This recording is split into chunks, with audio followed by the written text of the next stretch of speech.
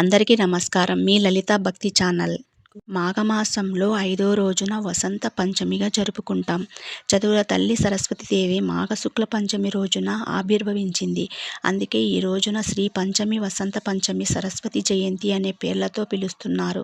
సాధారణంగా ఇది జనవరి నుంచి ఫిబ్రవరి నెల మధ్యలో వస్తుంది. ఈరోజు శిశిర ఋతువు ముగిసిన వసంత ఋతువు ప్రారంభమవుతుంది. సర్వం అంటేనే ప్రవహించేది అని అర్థం. జ్ఞానం ఒకరి నుంచి ఒకరి దగ్గరికి ప్రవహిస్తూ ఉండాలి. సరస్వతీదేవి మనకు ప్రసాదించే జ్ఞానం ఒకరి నుంచి ఒకరి ప్రవహిస్తూ ఉండాలనేదే దీనికి అర్థం. ఉదాహరణకు ఒక గురువు నుంచి శిష్యునకు, తండ్రి నుంచి బిడ్డకు, అది అలా విద్య ఎప్పుడు ఒకరి నుంచి ఒకరికి వెళ్ళాలి తప్ప ఒక చోట ఉండిపోకూడదు అనేది దీనికి సారాంశం. అలాగే సర్వం అంటే కాంతి అనేది కూడా మరొక అర్థం ఉంది. అంటే అజ్ఞానానికి తరిమి విజ్ఞానాని కాంతిని వెదజల్లే తల్లి అని అర్థం. తెల్లని పద్మం వల్లే అసీనురాలై వీణా పుస్తకం, జపమాల, అభయముద్రలతో దర్శనమిస్తుంది. ఈ తల్లి చేతిలో జ్ఞానానికి సంబంధించిన తప్ప అహింసకు సంబంధించిన ఆయుధాలు ఏమీ ఉండవు. మరి ఇటువంటి తల్లి ఎలా ఆవిర్భవించింది? సరస్వతీదేవి చిన్న స్టోరీ ఉంది.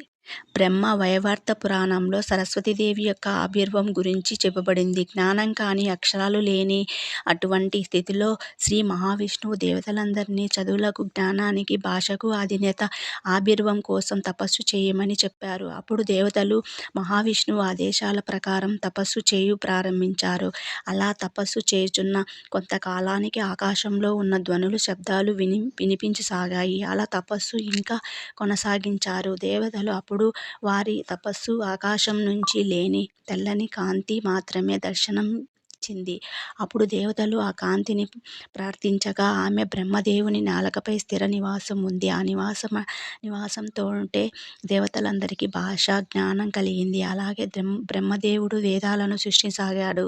కానీ భూలోకంలో ఉన్న మానవులకు జ్ఞానం ప్రాప్తి ఇంకా కలగలేదు. అందుకే శ్రీ మహావిష్ణువు దేవతలను తన తపస్సును ఇంకా కొనసాగించమని ఆదేశించాడు.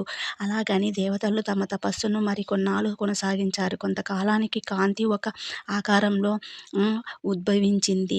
తెల్లని వస్త్రాలతో, నాలుక భుజాలతో ప్రకాశత రూపంలో కనిపించింది. ఆ తల్లి ఆవిర్భవించిన ఈ తిథినే మాఘ శుక్ల పంచమి కనుక శ్రీ మహావిష్ణువు ఈ తిథిని సరస్వతీదేవి పుట్టినరోజు కనుక అందుకే ఈ రోజున వసంత పంచమి రోజు అంటారు. సరస్వతి పంచమి, శ్రీ పంచమి అని అంటారు.